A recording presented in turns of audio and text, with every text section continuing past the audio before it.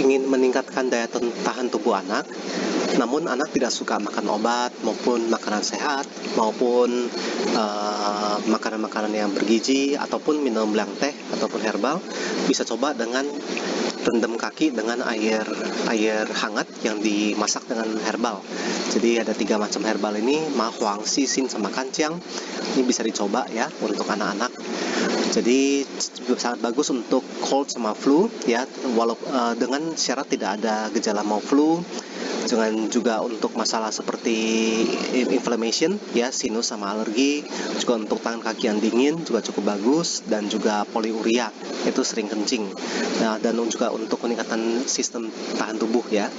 Jadi obatnya demikian. Ini ada 15, 10, dan 15 gram lagi.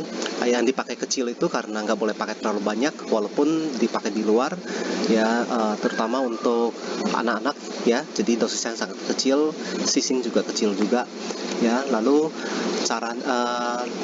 di sini caranya adalah setelah dimasak, lalu kita masukkan ke dalam, setelah dimasak, saring, kemudian tambahkan dengan air lagi. Selagi masih agak panas, masukkan kaki anak.